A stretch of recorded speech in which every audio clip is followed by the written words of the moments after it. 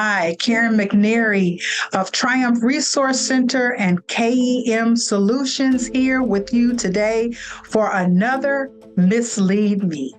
MisLead Me is when we talk about those things that people often don't want to be talked to about, things that people want to be misled about, lies that we tell ourselves. On today, we're going to talk about dreams and success. Oftentimes, people will tell us to get our heads out of the cloud, that dreamers don't lead to anything, that we need to be busy and active and pushing and pressing, which you do need to be busy and active and pushing and pressing. But how can you do that if you have no passion? And dreams are things that come from passion. Sometimes people will say, dream of success. What does that look like? Dreaming of success, is that a dollar figure that you're chasing? What exactly is that?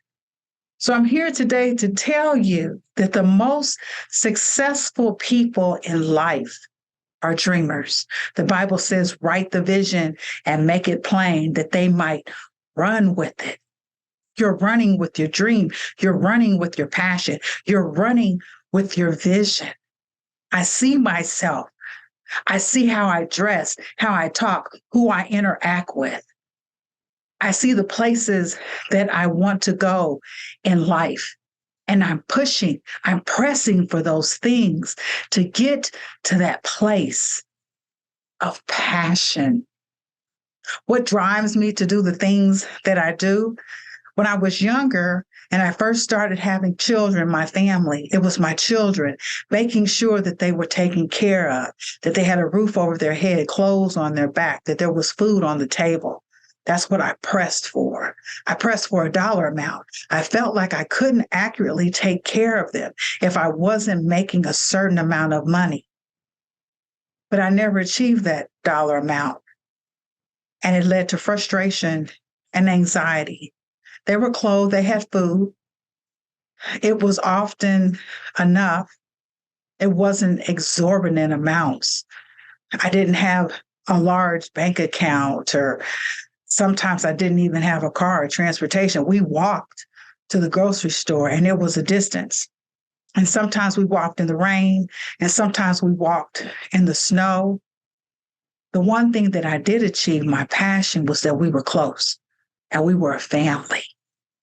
That was the passion at the moment, to be close, to be a family, for my children to have someone that no matter what was going on in their life, and I wanted that someone to be me, that they could talk to. That was the passion. That's what drove me to do the things that needed to be done.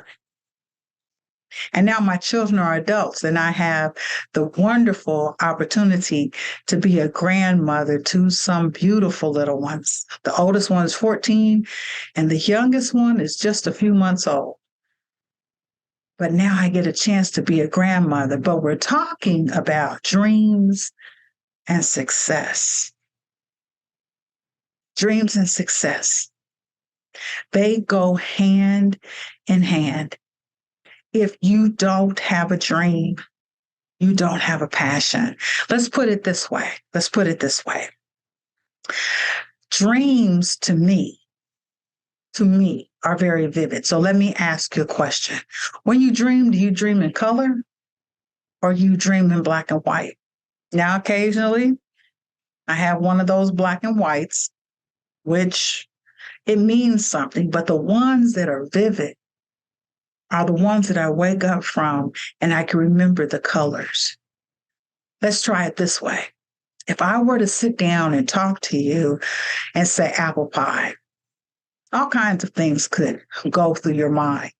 But if I started talking about the types of apples, Gala and Granny Smith, and I start talking about the cinnamon and the sugar and the butter and the flaky crust, and oh my gosh, I love the toppings. It has the cinnamon and the sugar and the butter and the flour. Now, I don't know about you, but I am trying to control my drool. But it's vivid. I can smell it cooking. I know what it tastes like. Oh, I could go for a slice of apple pie right now. And it has to be vivid. Your dream has to be vivid. Your passion has to be vivid. That's what drives you. That's what presses you to continue to go on. That's what encourages you. We all know dream killers. We can go to them and tell them our thoughts about particular things. And sometimes there's that one part that ain't going to happen. You're not being realistic. Realistic to me is not showing me a check or even a bank account with six figures. Now that's good. I'm not knocking it. I will take the bank account.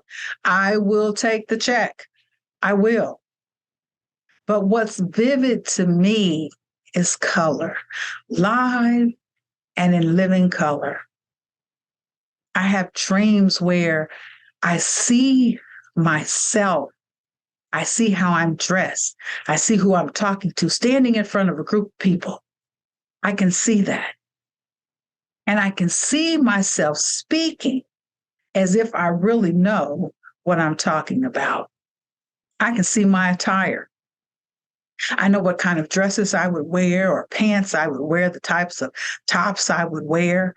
When I was actually truly planning to go in a direction with my business, I knew how I wanted to dress and I started purchasing that attire. So now when I have to go to a meeting, whether it's on Zoom, whether I'm recording a MisLead Me segment, whether I'm going out and actually going to someone's office, I already have an outfit. I already know ahead of time what it is that I want to wear. I begin rehearsing the conversations with the individuals. There's a vision, there's a dream, there's a press. Somewhere I'm trying to go where who I am can flourish, thrive, and shine. That's what dreams are about. Dreams are about having something that's vivid, intangible at the moment, but it's vivid. I see the colors. I can see the trees, the background. I can see myself driving to meetings. I can see myself walking up the stairs. I can see myself entering into a room and commanding the room because I have knowledge and I have information that people want to hear. What is your dream? What is your passion? Is it being able to drive from place to place, delivering things, or just interacting with people? What is your dream? What is your passion? Are you good with your hands? You like putting things together? Do you wonder how things work and so you take them apart? What is your dream? What is your passion? Do you like maybe putting chemicals together? That can be a passion to create something new. What is it that you like to do? What is your dream? What I'm asking you to do is not be misled by dream killers telling you that daydreams aren't worth having. Yes, they are. When you have your dreams and you have your visions, write them down so that you don't forget. Get yourself a recorder, talking to the recorder. Say, hey, Siri, talk to Siri, talk to Alexa, talk to whatever piece of equipment you have. Do OneNote on your telephone. There's so many different apps out there that you can write your task, voice your task to record. Record yourself. Even if you sit down and you record yourself on Zoom, you can hold on to that. If none encourage you, you have to learn to encourage yourself. And over time, that dream, that vision, it will become real.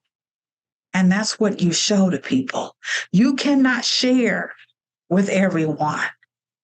everyone can't see. But is it necessary for them to see as you're building that dream, that vision? Now, what I'm not telling you to do, and I know I said it before just a moment ago, I don't want you to dream of success. So many different veins and directions that could go into.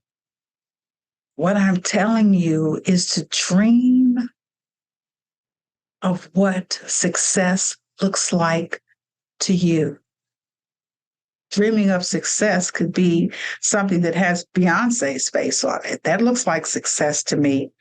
Or this is a long time ago, if I was into racing, Mario Andretti, how he would win the Indy 500, that looks like success. If I stop and I think about the Rockefellers, that looks like success. If I think of Elon Musk, that looks like success, but my face isn't on any of those successes. I need my face to be on my dreams, on what my vision of success looks like. I love taking people to that place. I will not, as a career specialist, as a career empathist, I will not tell you what to do, because then it becomes me, innately me on you. That's not success. That's not where I'm trying or hoping or working with you to get to. I'm working to help you discover you, what is really you, what it is that you really want to do with your day, your moment, your time, with your life. And when I say with your life, I'm not just talking to the young up and comers. I'm talking to us seasoned people also, because we're still here, we're still breathing, we're still doing, we're still thinking, we still have dreams. Some of us have accomplished those things, and some of us are aspiring to even greater, because we've reached a point in time in our life, in our lives, where we do remember the dream, our dream of success, our dreams that would fulfill who we are, that give us purpose, drive, the reason to move on to the next. So when it comes to your dreams, let's not be misled. Let's understand that dreams and success go hand in hand. The more vivid the dream, the brighter the colors in the dream, the more real walking up the steps. I can hear my heels clicking on each step. I can hear doors opening. I can see people raising their hands. I can even see the faces, whether they agree, whether there's disagreement, whether or not there's questions. I can hear laughter in the room. Does that make me crazy? No, I have passion. So today, check into your passion. Allow yourself to dream and guard your dream, because everyone can't go there with you. Everyone can't see as vividly as you do. Guard your dream. Know who you can talk to and who you can't. Doesn't make them a bad person. Because they're a dream killer, they probably don't know that they're a dream killer. They probably don't know that they have that type of influence over you. So take the control back. Be innately you. Dream and pursue that dream. See the vivid colors, hear the sounds. If it's someplace, say maybe you want to work in a park, can you smell the grass? Can you smell the pine trees? Where are you in your dream of success? Are there bright skies where you're at? Are you indoors? Where are you? Dream that dream and be successful and don't allow yourself to be influenced by any dream killers. My name is Karen McNary. I am the CEO and founder of Triumph Resource Center and KEM Solutions. And thank you for joining me for another episode of MisLead Me.